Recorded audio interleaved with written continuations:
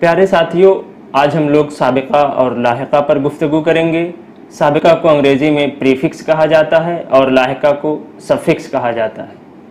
سابقہ اور لاحقہ پر باقاعدہ گفتگو شروع کرنے سے پہلے آئیے ہم لوگ مرکب الفاظ کو جان لیتے ہیں کہ مرکب الفاظ کسے کہا جاتا ہے۔ مرکب الفاظ دراصل ان لفظوں کو کہا جاتا ہے جو دو الفاظ کے ملنے سے وجود میں آتے ہیں، یعنی دو الفاظ کو ملا کر کے جب ایک لفظ بنایا جاتا ہے تو اس لفظ کو مرکب الفاظ یا مرکب لفظ کہا جاتا ہے۔ مثال کے طور پر آپ خوشبو لفظ کو لے لیجئے۔ خوشبو میں دو الفاظ ہیں، ایک ہے خوش اور ایک ہے بو، اور ان دونوں کو ملا کر کے خوشبو لفظ بنا ہے، تو یہ خوشبو لفظ مرکب کہا جائے گا۔ اسی طرح سے عقل مند لفظ کو آپ لے لیں۔ عقل مند لفظ بھی دو لفظوں کے مجموعے سے بنا ہے، یعنی عقل ایک لفظ ہے اور مند دوسرا لفظ ہے، اور ان دونوں کو ملا کر کے ایک مرکب لفظ عقل مند بنایا گیا ہے، تو عقل مند بھی مرکب الفاظ میں شامل کیا جائے گا۔ سابقہ دراصل کچھ مخصوص الفاظ اور حروف ہوتے ہیں جو الفاظ کے شروع میں استعمال کیے جاتے ہیں اور ان کے استعمال سے ایک نیا بامعنی لفظ وجود میں آ جاتا ہے۔ مثلا خوش قسمت، خوشبو، خوشگوار، خوشخط۔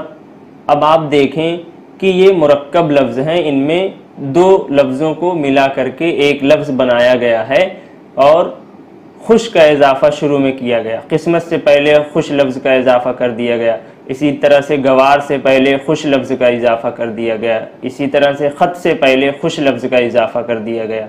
تو یہ جو خوش لفظ کا اضافہ کیا گیا ہے، یہ خوش لفظ ہی سابقہ کہلائے گا۔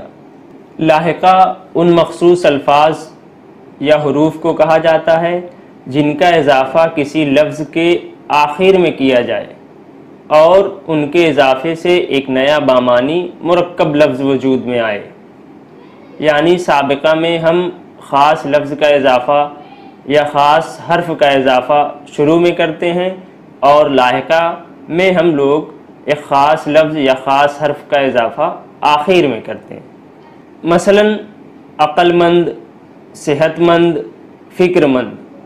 آپ دیکھیں کہ ہر لفظ میں دو لفظ شامل کیے گئے ہیں، یعنی دو لفظوں کو ملا کر کے ایک لفظ بن رہا ہے، اس لیے ہم ان کو مرکب الفاظ کہیں گے۔